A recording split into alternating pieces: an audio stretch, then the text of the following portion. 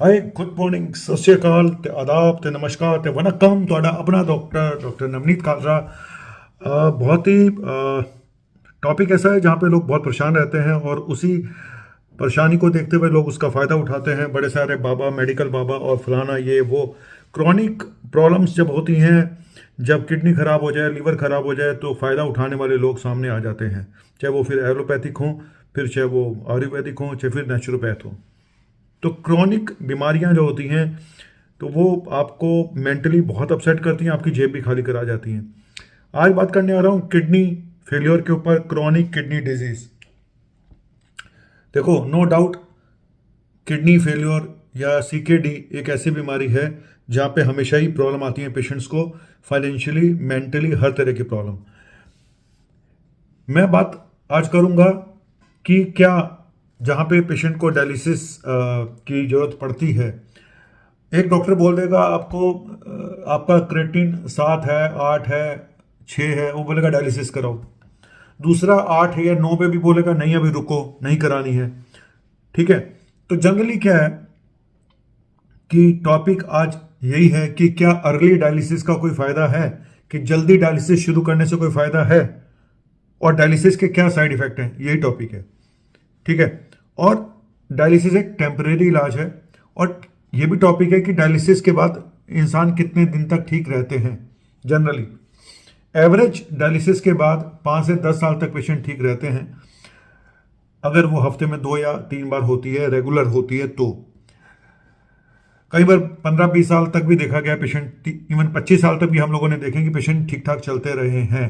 लेकिन ये कोई डेफिनेट ट्रीटमेंट नहीं है, ये भी बता दूं। डेफिनेट ट्रीटमेंट देखूं तो फिर ट्रांसप्लांट है, लेकिन उसका भी कोई गारंटी नहीं है आपको। तो इन्हीं सब के बीच में आ जाते हैं क्वैक, आपको फंसाने वाले, ये कर देंगे वो कर देंगे, तो वहाँ पे मुसीबत आती है। तो मेरा काम है एलोपैथिक के जो टॉपिक हैं उनके ऊपर आपसे बात करना। देखो, खाली डायलिसिस का इंडिकेशन सिर्फ यूरिया क्रेटिनिन या सोडियम पोटेशियम खाली ये नहीं होता है, इसके अलावा भी इंडिकेशन होते हैं। एक पेशेंट है जिसका क्रेटिनिन हम बेसिकली जीएफआर से तय करते हैं कि जीएफआर कितना है। कि हम जो जीएफआर, आप भी जीएफआर कैलकुलेट कर सकते हैं गूगल पे जाके, अगर आपको अपनी क्रेटिनिन वैल्यू पता है तो। 30 से नीचे जीएफआर को हम लोग सीवियर मानते हैं कि किडनी काफ़ी हद तक खराब हो चुकी है। लेकिन खाली जीएफआर के बेस पे मुझे नहीं लगता कि कोई डायलिसिस शुरू करनी चाहिए।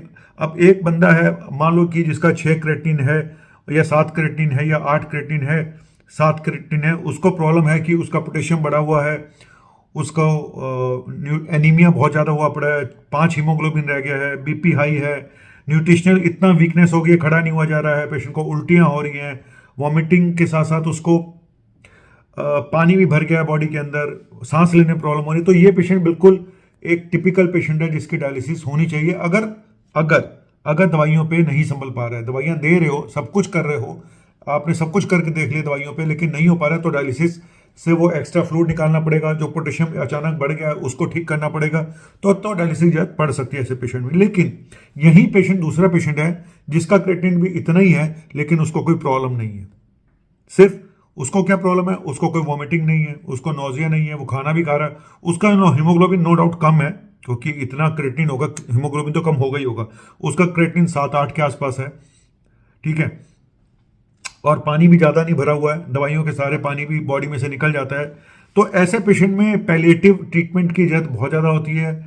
ऐसे पेशेंट में डाइटिशियन का रोल बहुत ज़्यादा है, और ऐसे पेशेंट में आप एनीमिया, देखो मेन प्रॉब्लम ऐसे पेशेंट में क्या आती है, एनीमिया, खून की कमी, न्यूट्रिशनल डेफिशिएंसीज, पेशेंट खाना नहीं खा रहा है, वीक हो चुका है, और तो डाइटिशियन का बहुत बड़ा रोल है। और ये जो इम्बैलेंस होता है इसका बहुत बड़ा रोल है, कितनी प्रोटीन खानी है। शुरू में और बीच में हम मॉडरेट और टू अर्ली केसेस में हम लोग प्रोटीन रेस्ट्रिक्शन करते हैं, लेकिन जब एडवांस किडनी फेलियर हो जाए तो हम इतना प्रोटीन रेस्ट्रिक्ट नहीं कर सकते। ठीक है, तो खाना तो उसको खिलाना ही है। ठीक है, तो अब आज मैं बताने जा रहा हूँ आपको डायलिसिस के साइड इफेक्ट क्या हैं। ठीक है, तो लेकिन ये भी बात कंफर्म है कि कई जगह पे हमारे पास मजबूरी है। डायलिसिस मजबूरी का नाम महात्मा गांधी है, और यहाँ पे मजबूरी यही है कि आपने सब कुछ करके देख लिया, तब डायलिसिस कराना पड़ रहा है। और मैं हीमोडायलिसिस की बात कर रहा हूँ। हीमोडायलिसिस जो आपकी खून को साफ किया जाता है मशीन के द्वारा, उसी को हीमोडायलिसिस कहते हैं। डायलिसिस दो तरह की होती है, हीमोडायलिसिस और पेरिटोनियल डायलिसिस जो पेट के थ्रू होती है, हीमोडायलिसिस जो मशीन के थ्रू होती है, जहां आप, और उसमें भी एक या तो आपका परमानेंट रास्ता बना दिया जाता है जिसको फिस्टुला कहते हैं, या फिर एक कैथेटर डाल दिया जाता है आपकी नस में, जहाँ से खून आता है और वहाँ से रास्ता बना के टेम्परेरी काम किया जाता है। परमानेंट एक रास्ता एवी फिस्टुला बना दिया जाता है, वो एक परमानेंट रास्ता होता है। लेकिन चलिए मैं बात शुरू करता हूँ, डायलिसिस, हीमोडायलिसिस के साइड इफेक्ट क्या हैं। देखो, एक तो यही है कि जी आपने डायलिसिस के अंदर सबसे बड़ा साइड इफेक्ट एक लोगों को नजर आता है, वो है ब्लड प्रेशर का लो हो जाना। कई बार जब ज़्यादा तेजी से फ्लूइड निकाला जाता है, बहुत ज़्यादा निकाल दिया जाता है, जल्दी निकाल दिया जाता है, तो बीपी डाउन होने का खतरा रहता है। रेयर केसेस में बीपी बढ़ भी सकता है। फ्लूइड के साथ साथ जो है क्योंकि इलेक्ट्रोलाइट इम्बैलेंस होने का खतरा भी रहता है, पोटेशियम बढ़ सकता है, पोटेशियम लो भी हो सकता है। ज़्यादा फ्लूइड निकाल दिया तो पोटेशियम लो भी हो सकता है। इसके अलावा नोजिया, वॉमिटिंग हो सकती है किसी को। डायलिसिस डिसइक्विलिब्रियम सिंड्रोम बोलते हैं, कि जहाँ पे बॉडी एडजस्ट नहीं पा रही है, कर नहीं पा रही है डायलिसिस को, तो उसकी वजह से भी प्रॉब्लम्स आ सकती हैं। पेशेंट को थोड़ा कंफ्यूज हो सकता है, जैसे मैंने बताया नोजिया, वॉमिटिंग हो सकती हैं, इडीमा हो सकता है, ठीक है, ब्रेन के अंदर। तो ये होता है डायलिसिस का जो मोटा मोटा ये साइड इफेक्ट है। हार्ट के ऊपर इरेगुलर हार्ट बीट हो सकती है। रेयर केसेस में ये भी देखा कि सडन कार्डियक अरेस्ट भी देखा गया। सूजन आ जाती है, पेरिकार्डाइटिस हो जाती है, जो कि आपकी एक मेम्ब्रेन होती है हार्ट की, उसमें सूजन आ सकती है। और पेशेंट को लॉन्ग टर्म डायलिसिस पे डिप्रेशन के शिकार भी हो जाते हैं, मेंटल इलनेस काफ़ी पुअर हो जाती है, और कुछ रिएक्शन भी हो सकती है डायलाइजर से। जो फ्लूइड यूज़ किया जाता है, डायलाइजर यूज़ किया जाता है, उससे रिएक्शन हो सकती है। सीजर तक देखा गया है। और जब हम कोई रास्ता बनाते हैं तो वहाँ पे सूजन आ सकती है, वो रास्ता ब्लॉक हो सकता है, उसमें बैलूनिंग हो सकती है। तो लोकल साइड की कॉम्प्लिकेशन भी होती हैं, वहाँ पे इन्फेक्शन भी हो सकता है, इससे पेशेंट सेप्सिस में भी जा सकता है। तो ये कुछ कॉमन जो साइड इफेक्ट है मैं आपको बता रहा हूँ। इसके अलावा मसल क्रैम्प्स एक प्रॉब्लम है, जो लोगों को डायलिसिस के बाद मसल क्रैम्प्स की प्रॉब्लम होती है। एनीमिया भी हो सकता है, खून की कमी, क्योंकि आयरन भी रिमूव होता है डायलिसिस में। एक तरफ आयरन वैसे ही पुअर होता है, एब्जॉर्प्शन भी पुअर होता है, और पेशेंट में डाइट रेस्ट्रिक्शन होने से भी खून की कमी होती है। इधर से डायलिसिस, इधर हीमोडायलिसिस चल रही है, तो कुछ प्रॉब्लम्स भी आती हैं और कुछ फायदे भी होते हैं। अब एक पेशेंट की सांस फूल रही है, पानी खूब भरा हुआ था, वो पानी निकल जाएगा तो उसको चैन पड़ जाएगा, वो सो पाएगा रात को।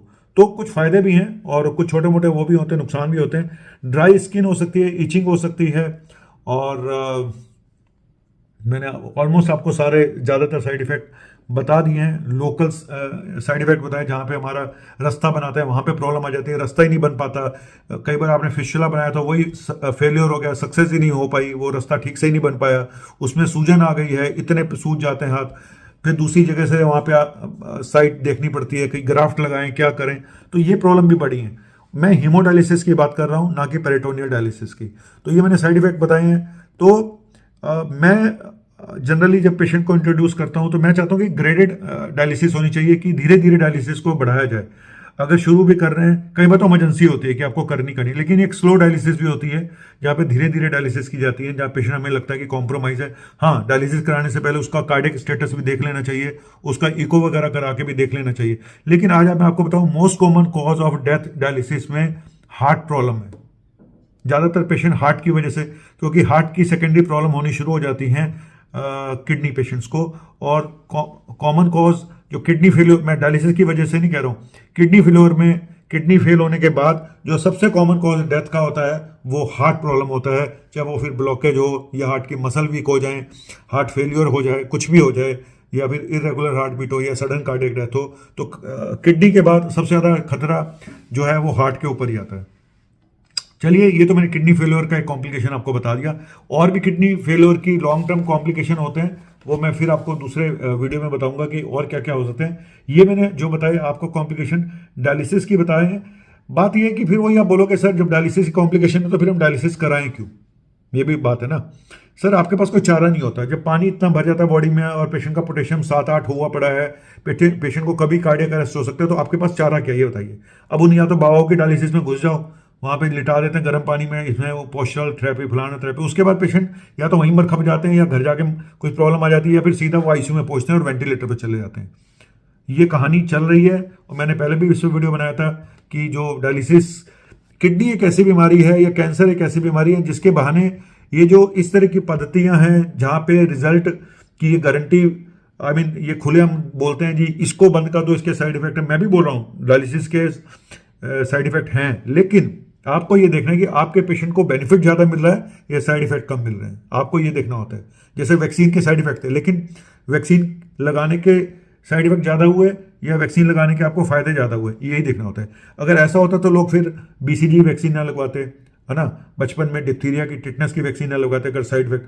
मैं मानता हूँ कि डायलिसिस एक प्रोसीजर है, थोड़ा रिस्की प्रोसीजर है, कोई इतना आसान भी नहीं होता, लेकिन हाँ पेशेंट की फिटनेस जरूर देख लें पहले।